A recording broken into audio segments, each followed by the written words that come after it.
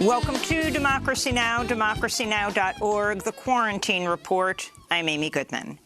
We begin headlines with a story that includes graphic video of state violence. Security forces in Nigeria opened fire on protesters in Lagos Tuesday as authorities imposed a 24-hour curfew to stem growing demonstrations against police brutality.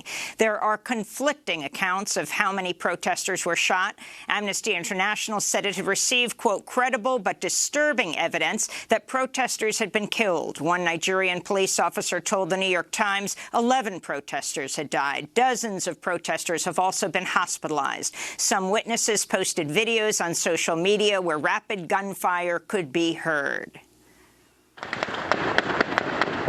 Please tell people, people are having to run. They're shooting at them at the Lekki toll gate. Please tell social media. The killings in Nigeria come 2 weeks after protests began against a branch of the Nigerian police known as SARS. That's the Special Anti-Robbery Squad, which has long been accused of committing torture, murder, and extortion. The killings on Tuesday sparked outrage from Nigerians across the globe. The soccer star, Odion Oglalo, who plays for Manchester United, posted this video online. I'm not the kind of guy that talks about politics, but I can't keep quiet anymore for what is going on back home in Nigeria. I would say Nigerian government, you guys are a shame to the world for killing your own citizens, sending military to the street to kill unarmed protesters because they are protesting for their rights. It's uncalled for. Here in the United States, Democratic presidential nominee Joe Biden urged Nigerian authorities to, quote, cease the violent crackdown on protesters in Nigeria. The United States reported more than 60,000 new coronavirus cases and over 900 deaths Tuesday as a third surge of U.S. infections appears to set rival to previous peaks. On Tuesday, the Centers for Disease Control and Prevention said the number of deaths from all causes across the U.S. so far this year is about 300,000 more than expected. 31 states now qualify as red zones under the White House Coronavirus Task Force's policies. In New Mexico, Governor Michelle Lujan Grisham has ordered new restrictions on retail stores, restaurants, and bars as a surge of COVID cases has left over 80% of adult hospital beds in New Mexico filled. Health officials have ordered students at the University of Michigan to quarantine in their homes and dormitories after off-campus parties were blamed for more than half of all new coronavirus cases in the city of Ann Arbor.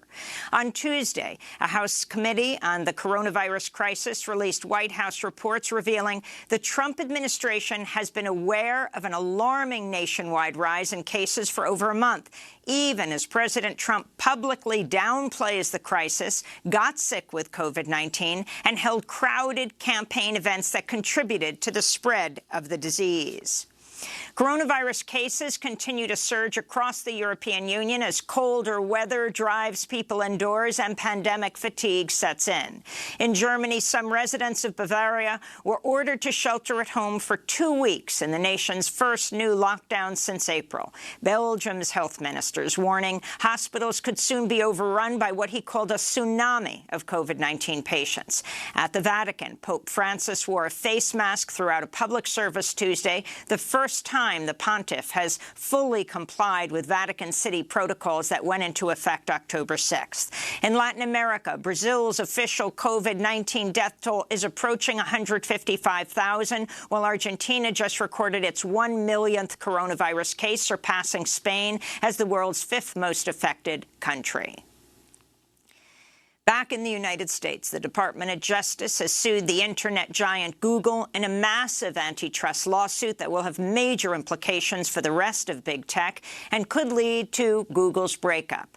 The DOJ complaint was joined by attorneys general in 11 states. It reads in part, quote, Google has used anti-competitive tactics to maintain and extend its monopolies in the markets for general search services, search advertising, and general search text advertising that cornerstones of its empire. We'll have more on the Google antitrust lawsuit after headlines. In immigration news, attorneys with the American Civil Liberties Union working to identify families that were separated at the U.S.-Mexico border say they have not been able to find the parents of 545 children in U.S. custody, as most of those parents have already been deported to Central America. NBC News reports the ACLU and other legal groups were appointed to help reunite children taken from their parents under a Trump administration 2017 zero-tolerance pilot program, which separated over 1,000 families. Only about half of them have been reunited. A number of the children, the government does not know their whereabouts either. An investigation by the Los Angeles Times has uncovered 265 calls to police reporting physical and sexual violence against asylum seekers inside California's 4 privately run immigration prisons, nearly all of which went unprosecuted. Half of those reports were cases of rape and sexual assault. The rest were reports of assault and battery.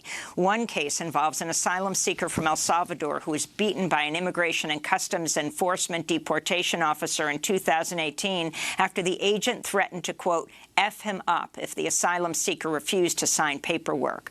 The asylum seeker says the agent then slammed him into a concrete wall. Altogether, only 3 cases of prisoner abuse were prosecuted. In Chicago, early voting got underway Saturday for hundreds of prisoners at the Cook County Jail. They're among 20,000 pretrial prisoners in Illinois given access to absentee ballots and, in some cases, voting machines at jails. I'm able to voice my opinion and let everyone know that we're still human beings and it still counts. We still have to deal with the same things that everybody else have to deal with when it comes to society and living and our rights.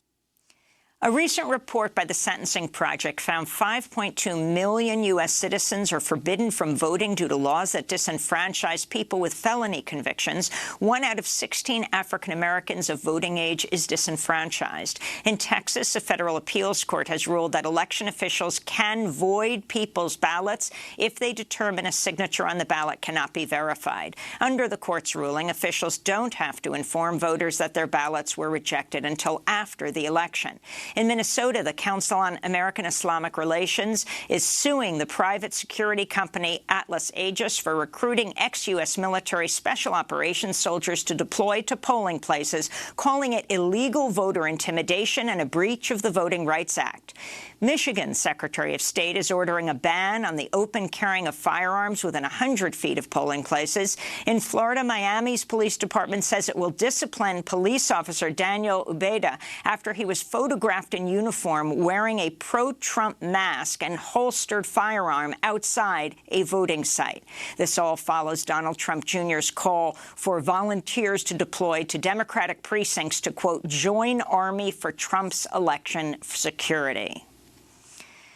Joe Biden's transition team is vetting several prominent Republicans for cabinet positions. Politico reports the candidates include former Ohio Governor John Kasich, corporate executive Meg Whitman, Massachusetts Governor Charlie Baker, former Arizona Senator Jeff Flake, and former Pennsylvania Congressmember Charlie Dent, who's been working as a healthcare industry lobbyist since resigning from Congress in 2018.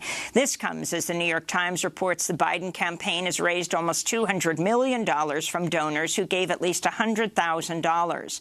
The campaign is also refusing to reveal the names of so-called bundlers who organize and collect checks from other major donors. President Trump campaigned in Pennsylvania Tuesday, where thousands of supporters ignored social distancing guidelines to pack a rally at Erie International Airport, where many were not wearing masks. First Lady Melania Trump was due to join the event, but remained at the White House. Her chief of staff said the First Lady has a lingering cough as she continues to recover from COVID-19.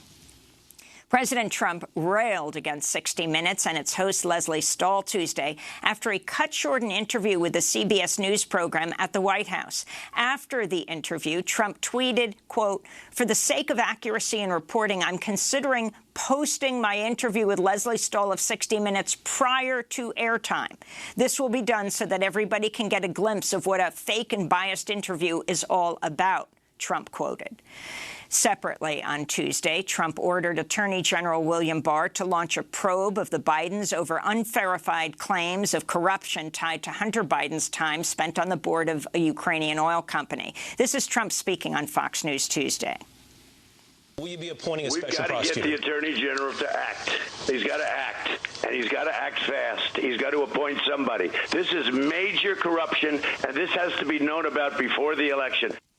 The fiancé of the slain Washington Post columnist Jamal Khashoggi has filed a civil lawsuit in Washington, D.C. against Saudi Crown Prince Mohammed bin Salman for ordering his torture and killing 2 years ago inside the Saudi consulate in Istanbul. The lawsuit also names more than 24 other Saudis who the lawsuit claims were part of a plot to, quote, permanently silence Khashoggi, who'd begun writing articles critical of the Saudi royal family.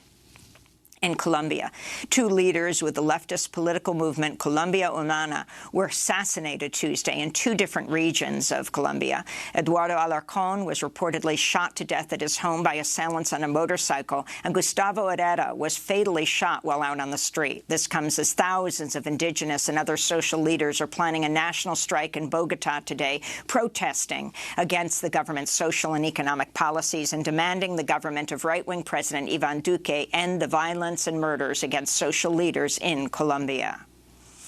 In the Caribbean, environmentalists are warning of a looming oil disaster as a stricken tanker threatens to unleash a spill that could rival the 1989 Exxon Valdez catastrophe. Images of the ship show it listing drastically to starboard as it continues to take on water not far from Trinidad and Tobago. The Venezuelan-flagged tanker has 80 million gallons of oil on board. The ship has been idled in the Gulf of Paria since the Trump administration imposed an embargo on Venezuela's petroleum industry in January. In Kentucky, a member of the grand jury that heard evidence in the case of Breonna Taylor's killing says jurors were never given the opportunity to consider homicide charges against the Louisville police officers who shot Taylor to death as they served a no-knock warrant in Taylor's home last March. In a statement issued through their lawyer, the anonymous juror wrote, quote, "The grand jury didn't agree certain actions were justified, nor did it decide the indictment should be the only charges in the Breonna Taylor case. The grand jury was not given the opportunity to deliberate on those charges," unquote. The Associated Press has revealed Supreme Court nominee Amy Coney Barrett served for nearly 3 years on the board of a private Christian school which barred openly gay teachers and effectively barred admission to children of same-sex parents. Trinity Schools ran schools in Indiana, Minnesota, and Virginia. It's affiliated with the secretive religious group People of Praise, of which Barrett is a longtime member. The schools teach students that homosexuality is an abomination against God. The Senate Judiciary Committee is planning to vote on Barrett's confirmation Thursday, despite protests by Democrats who accuse Republicans of rushing her confirmation ahead of the election. We'll have more on that later in the show.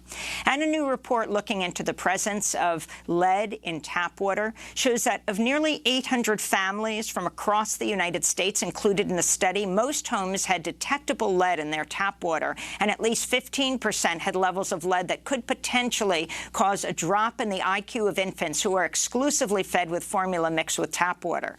The study also found black babies are at a much higher risk of being exposed to lead in tap water. And those are some of the headlines. This is Democracy Now!, democracynow.org, The Quarantine Report. I'm Amy Goodman in New York, joined by my co-host Juan Gonzalez in New Brunswick, New Jersey. Hi, Juan. Hi, Amy, and welcome to all of our listeners and viewers across the country and around the world.